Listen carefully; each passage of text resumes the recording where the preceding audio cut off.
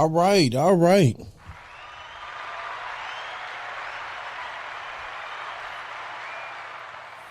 What's good? It's your boy Low, man. We're back for another video. And as you can see, man, we have opened up with the viral Ashton Hall's 9 million plus views of his morning routine, right? And it sparked some debate online, got people in an uproar. I mean, folks is just mad. They talking about, man, the comments. I'm not going to use my platform to shine light on just all the negativity. That's not what we do here. But yeah, man, it has the internet in the uproar. Some love it, some hate it. A lot of criticism. But you got to ask yourself, what does it take to shift culture? We're going to talk about it today. But before that, let me introduce myself. My name is Aloysius Low Ballard. I am a docu-style creative, filmmaker, photographer, creative consultant. I have years, over a decade in marketing and just, the media industry. Some of my background, I was in the music game as an engineer and all these things. And then I moved over to video, went to film school, got my degree, all those things that really nobody cares about. It's an expensive piece of paper. Nothing changes the fact that you got to put the time in. And that is how we're here on my channel. You get to know everything about the world according to Low. What I think, how I feel, the things I get into, a little bit of insight into the projects that I'm working. And now we're expanding more conversations like these where we just talking about culture and marrying that with the things that affect the creative industry, right? So today we are going to be talking about going viral versus changing the culture. But most importantly, are you willing to look crazy in order to do it? Yeah, so we're going to get into that today. If you didn't know, shout out to my brother Ashton Hall, who has a very substantial following. So before you get the cracking on him, my brother is almost at 10 million followers on IG. I'm not really sure what his numbers are elsewhere, but either way, he has an audience and the brother is cut up, bro.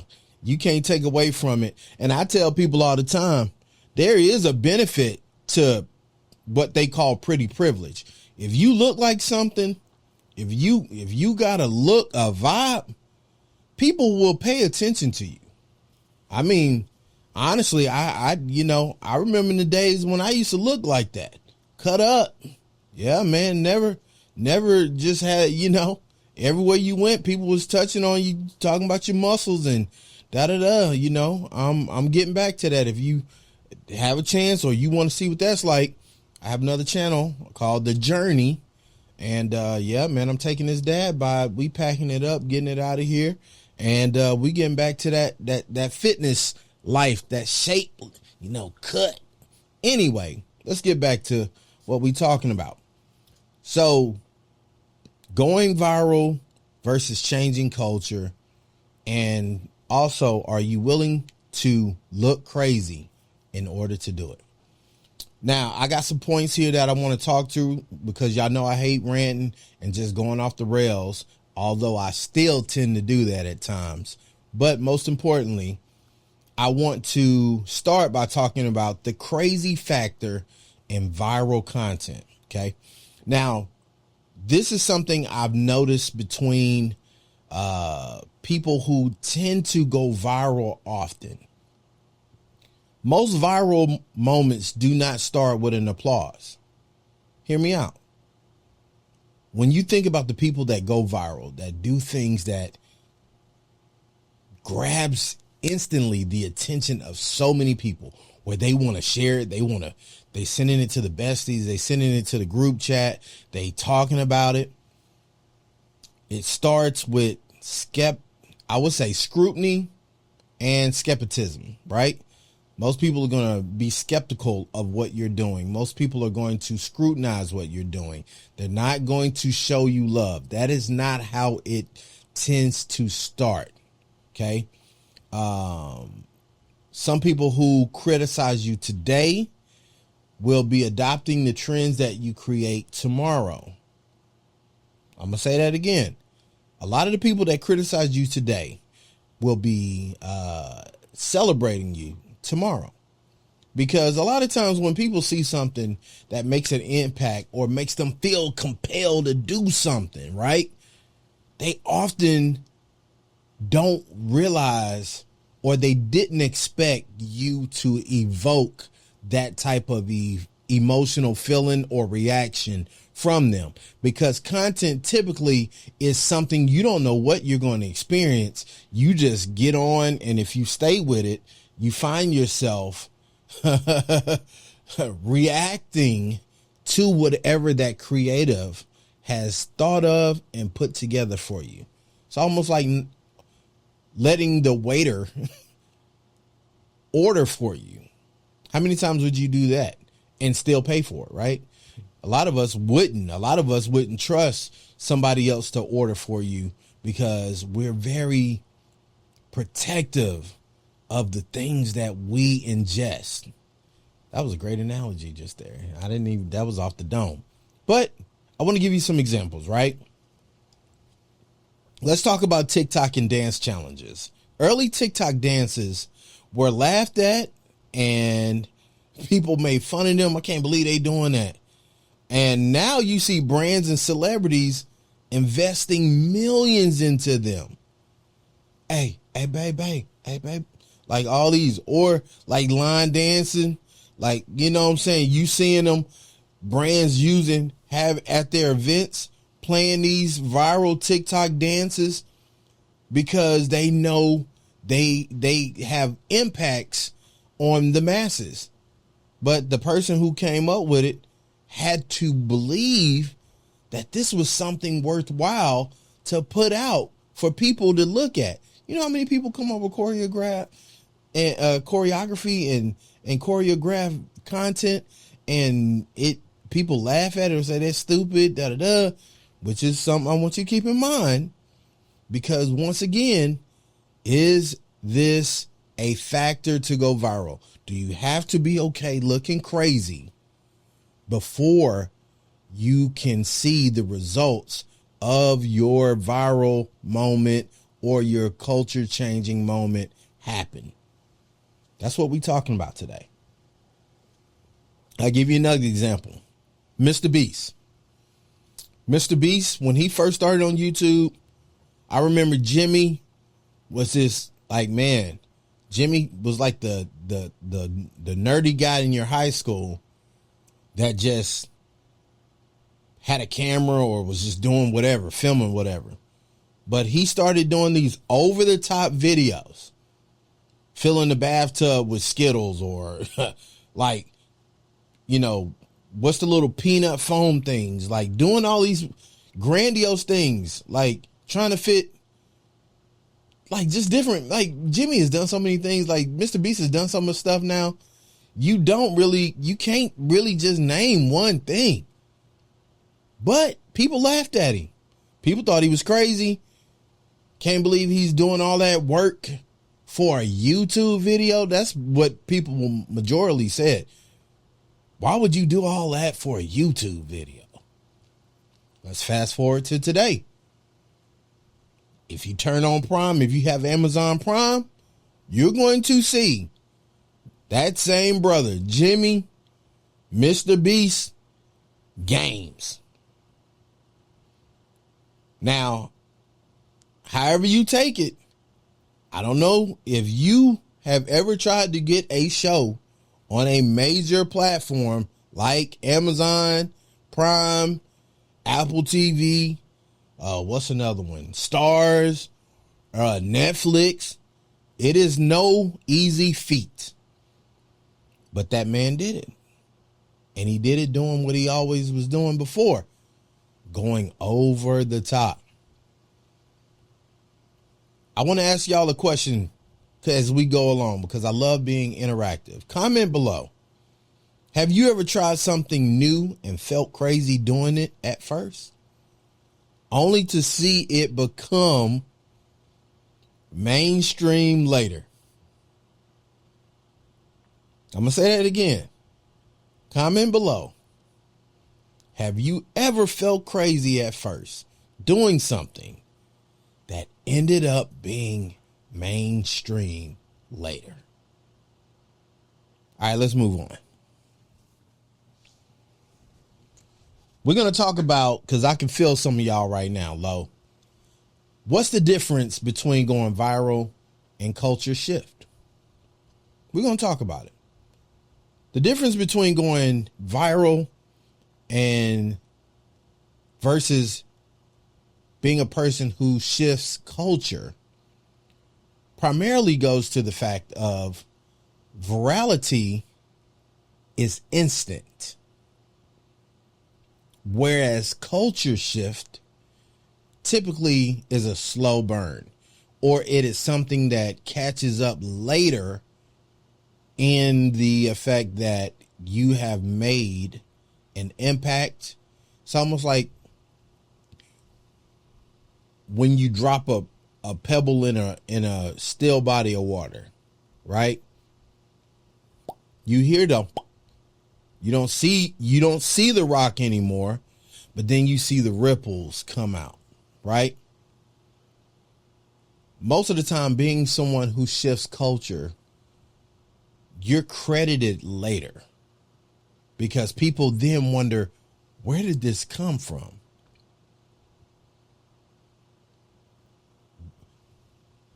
Where and how did it happen? That's when you start to see that you shifted culture. I remember, I give you an example. There's a guy by the name of Andrew Batchelor. He goes by the name King Batch. King Batch was an early Viner who went and became a YouTube star, who then grew into having an actual Hollywood career. Now, King Batch used to do these nice productions, man. Like his vines and all these things were very catchy. Like he was making all this produced content that was just funny. He was bringing all these people in, collabing with them. He was doing all this model of online content. And then he just started going viral over different things.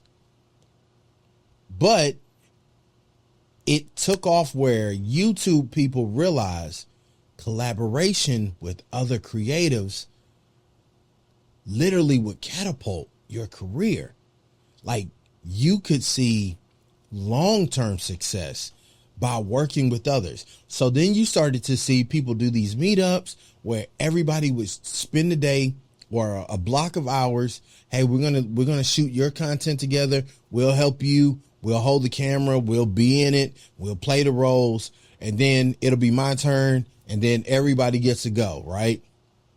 And a lot of that was started by or influenced by King Batch.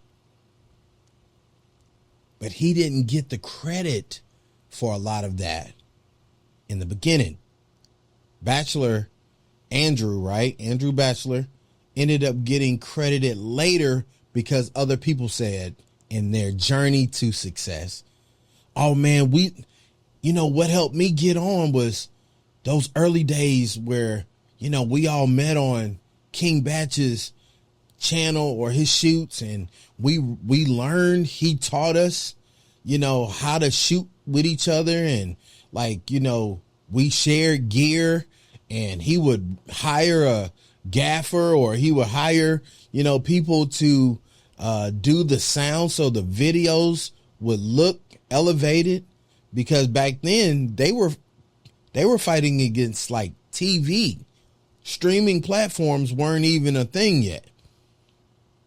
Netflix, matter of fact, was still something that you put your DVD in the mail or in the machine. But he shifted culture. He played a role in that. And then the thing is, some viral moments fade. Like, you could be viral today, don't mean you're going to be viral tomorrow. What's a little girl, Bad Baby, or whatever, like all them type of people, like who short-lived, like y'all had these viral moments, or you were 15 seconds of fame, and once that died down and people realized there's nothing else like viral going on, or you couldn't recreate any new moments, like they just forgot about them. But the ones that challenge norms tend to leave and have a lasting impact. Chill out. I can feel y'all watching this. Y'all are saying, Lo, that's some, I'm going to give you some more examples, okay? All right, let's talk about Steve Jobs and Apple, okay? Steve had an obsession with sleek design, with simplicity, but it was seen as weird because you got to think what like Hewlett Packard and the other people were doing, like these boxy, the Commodore, everything was so just no design in place. It was just about more functionality, right? Commodore had that ugly brown on brown, looked like UPS started a tech division, right? But Steve Jobs and Apple was able to shape us into what we expected from our technology, how we saw it, how we viewed it, how we love for it to be thought out in a very sleek and eloquent way. When you say Apple, you think innovation. Think about that. They're a tech company that is known for design. What are we talking about? Two things could be true. You can be a tech company, you could be a bakery, and you could still move the needle in so many other areas. I'm going to talk about Will Smith. Will Smith decided to start a YouTube channel. People thought he was crazy. What Will doing starting a YouTube channel? He rich. He like rich. That was Cat saying, like, the brother got bread. Now, his private life, that's another story. But for the most part, there was no like practical reason Will Smith would have wanted to start a YouTube channel. A lot of people thought he wouldn't fit because he was Blockbuster. Like, you gonna be on YouTube? But he took it. He took all of the experience he has in Hollywood, and he created something that fit the everyday people. And he could do it whenever he wanted. If he wanted to show you what it was like to go yachting in Greece, he could do that in a very creative way. He hired some really creative people. Will was going nuts. You hear me? When it came to the things he was creating. And now he shifted culture yet again. Creative people. See, this is what people don't realize about being creative. When you take a really creative person, you can put them in any situation and they're going to be creative. They're going to create something different with the elements that they are exposed to. You put a creative in a bakery, they're going to look at a chocolate chip cookie and say, what can we do with a chocolate chip cookie other than just bake it? What kind of experience? And once their wheels get to going, bloom. Now you got a list of ideas you can try. Not saying they all would be successful. I'm not saying that. But creative people create.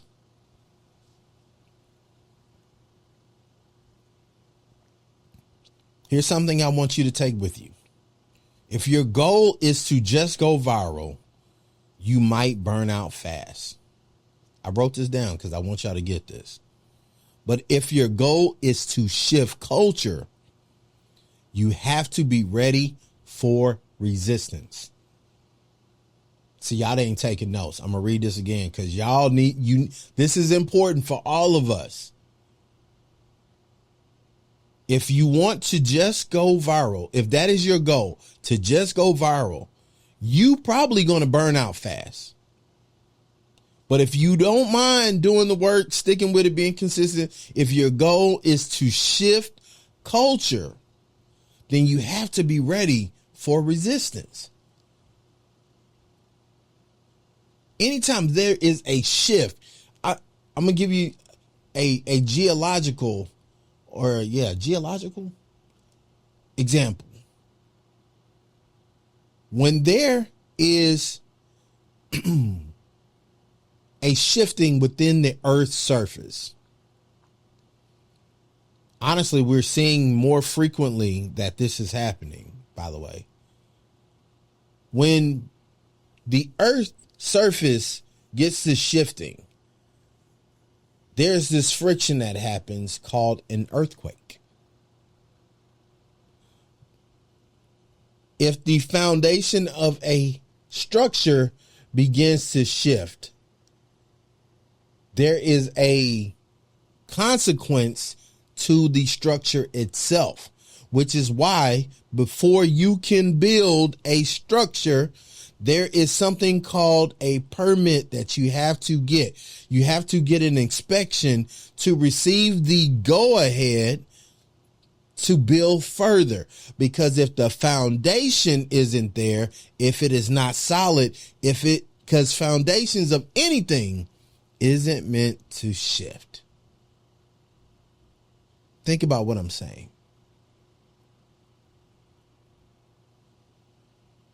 Most of the time in our culture, we do not want things to change. Take that as you will. Some of y'all you can put that in every aspect of life, every aspect of culture, every aspect of society. A lot of times we do not want things to change. You're seeing a lot of people right now having to find new jobs, not being able to find work because there is a shift taking place in how things were done and how things are being done. And it's causing friction. It's causing culture to shift. Because when there's a shift, there's always resistance. Now let's bring it home. Because I want to talk about, should we all embrace looking crazy in order to change culture? Talk to your boy. That's what that comment section is for. I want to hear your thoughts. Tell me. If y'all think what I'm saying is cap right now, then y'all tell me. Tell me where I went wrong. Tell me some things that you feel could be different than what I'm saying. Don't just sit there and be talking about me behind the screen. Let's have a conversation. Should we all embrace looking crazy in order to change culture? I think the real question is it worth stepping outside of the norm if it means making an impact? I'll give you an example. One of the things I remember about my time when I was in the medical field, I was a digital coordinator there, and we needed a new slogan. We needed a new marketing. We were coming up with a new our marketing for coming out of COVID, right? Out of the pandemic. I hate saying coming out of COVID. COVID is whatever it is, a disease, We were coming out of the pandemic, and we needed to shift the culture and the people here in our area from all the chatter around COVID. Should you get vaccinated, or I'm not vaccinated? you know what the vaccine does, blah, blah, blah, blah, all that stuff. I've had plenty of that to go around. So we locked ourselves up in the room. We all were writing on these different things because we had to come up with something that could grab the attention and people could rally behind. And we came up with this amazing marketing. Matter of fact, it won tons of awards. This marketing plan called Healthcare is Self-Care. Let's take healthcare off of everybody. Let's take it off the doctors. Let's take it off your mama, because, you know, families were getting into it. Listen, when I tell y'all, being in the medical industry, going through the pandemic was one of the most evolving things I've ever done in my career. And we came up with this notion that healthcare is self-care. Brilliant. We started putting all the flesh to this skeleton of a marketing plan that we had. And we started looking at the things that we do to take care of ourselves as literally self-care. You getting your heart checked could be a good thing, could be a vibe, right? Not because somebody else told you, because you just want to know the rhythm of your heart is doing what it needs to do. Or that mom going to get a mammogram. It's her knowing to herself, hey man, everything's copacetic, kosher. Or in the case of, you know, you do discover something, catch it early. Like if you knew some, if I told you, hey man, if you use that machine is broken. If you swipe your debit card or your credit card, it's like drafting 20 times the cost out. You would be relieved that I caught it early before you had to go through it. It was the same thing with this marketing. And this thing resonated with everybody. It was like a culture shift where people started to say, oh, okay, I can go get checked out. Not because we're coming out of the pandemic and all this stuff. It was just like, no, it's your self-care. Take care of yourself. Put your own mask on first. Don't depend on nobody else to do that. Healthcare is self-care. And it shifted culture. Not just here. Like we saw echoes of that all over the country. Because everybody was looking for what came next within the medical space. Everybody was tired. Nurses were tired. Doctors were tired. And man, here's this message that you can put your health as a luxury by taking care of yourself.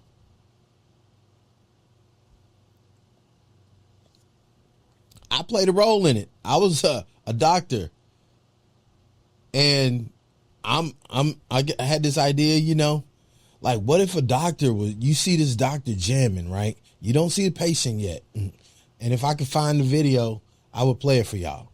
But like, I'm here and they start to pan out and it's a slow pan.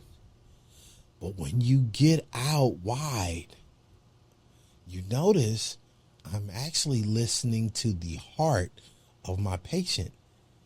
The doctor was jamming out because he loved the rhythm that her heart was having. It wasn't irregular. It wasn't bad. Good doctors want to hear that beat.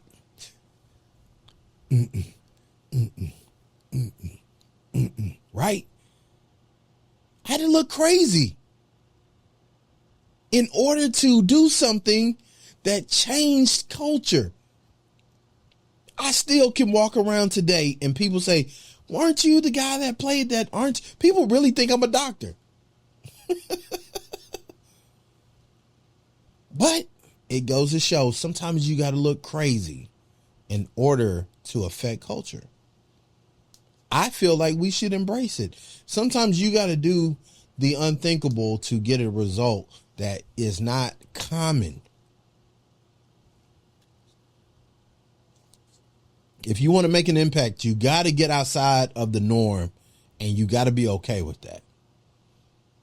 Here's how to know if it's worth it, okay? Listen to me, and I'm closing. Does it align with your message and vision, right? 2, are you willing to withstand criticism before people catch on? A lot of people gave us flack because at first people thought we were minimizing, especially coming out of one of the worst situations the world had ever seen. What are y'all talking about? Healthcare, self-care. Healthcare, self-care. Who's got time for self-care? I'm taking care of sick family members and da-da-da-da-da. And guess what? You still need to take care of yourself. It wasn't popular at first, but then the light went off. 3, can you stay consistent long enough for it to resonate? See, we didn't just post one part of the marketing plan, and when people didn't just jump on it, abandon it. No, that is not what we sought out to do. We knew it was different. Shout out to my girl, Shannon, our marketing director, who literally wanted something outside of the box. Something that was going to shift the very culture of who and what we were in. Many of the most impactful creators, entrepreneurs, and thought leaders started off being misunderstood. Maybe looking crazy isn't something to fear. It's something to embrace. Now, a lot of y'all are listening, and I want to talk to this because I'm closing. Why are we talking about this? I want to ask you a couple things before we leave. What's one thing you wanted to try but held back because you thought people would judge you? Don't say nothing, because we all have had an idea that we knew could place us, right, in a way that people would scrutinize us, and we didn't do it. What's your one thing that you had an idea about and you wanted to do it, but you were afraid that people would judge you? Listen, I want to encourage you. Drop a comment, like, and or, if you could, I would love and appreciate your subscription. However, I do know that sometimes, no matter how good a video, people just won't hit subscribe, and that's fine. I believe that God has a gift on my life where I am out here trying to do what I can to make the world better, to help build people, to be loyal, right, to who I am and what I know my purpose in this world is. If that is something that compels you to support me by simply hitting the subscribe button, God bless you. I love you, man. I appreciate it. It definitely does not go unnoticed. I'm definitely going to be doing more deep dives like this. I'm going to be doing more things, sharing my thoughts, having conversations so that we all can grow. And if you're really trying to create impactful content, be willing to go first. Even if it means being scrutinized and looking crazy at the start. Y'all, we got to get back to just some original ideas and content, man. Everybody is just reacting and recreating what they see the person who had the gall to do it in the first place. People laughed at Ashton Hall. And now there are thousands of videos recreating their morning routine or the hype, or the extreme version of what that is, because they were influenced, they were compelled to feel something. But why that man? But what that man put out. And regardless of what you feel, I don't know if that was his real morning routine or not. You don't know. But he made you feel something. It made conversation about a subject most of us don't really talk about. Your morning routine. People were talking about, who takes a banana and rub it on your face? How do you know it's not useful or helpful? Inside of a peel of banana, here's how I look at things, y'all. And I'm leaving. This will be my last thing. If the inside of a banana can take a seed to a fruit and it nourishes it, maybe it's good for your skin too. Can't be harmful. If he wants to do it, who cares?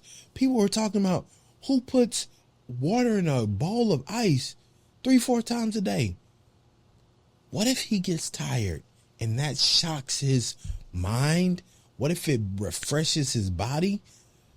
I love a cold splash. Sometimes I go to the bathroom just to do that. Have you ever had cold water hit your face? It instantly makes your body, whoa, all right, we back. Sometimes we so quick to scrutinize that we miss the message in what's being presented. You gotta be okay with looking crazy in order to shift culture. Shout out to the Loyalty Crew, man. Thank y'all. If you don't know, this is the Loyalty Crew, man. We're loyal to our dreams, our purpose, our goals, our faith, and our walk in life, man. Y'all give me some feedback, man. Tell me how I did in this video. Tell me what I can improve on. I always want to get better. I know by no means profess to be a guru in any of this, but I do know I have something to say, and I've learned some things along the way. So I thank you for watching. If you got to this, listen, if you got to this point in the video, man, put a smiley face for the loyalty, okay? Y'all never know. I may cash app and send you lunch, man. You just never know. Just saying. I appreciate those who support me. So make sure, or at least buy you a coffee. Y'all see my station back there. Y'all see my plant babies back there? They getting so big. I got a money tree back there. I got a new Thai constellation. I got a rubber tree back there. Man, your boy, I'm playing dadding all day. Y'all recommend something else? Well, should I put back there? I kind of want a little taller tree or something. Maybe I'll put a monstera back there. Anywho, thank y'all for watching. Drop a smiley face if you got to this part of the video, and I will see y'all in the next one. Peace.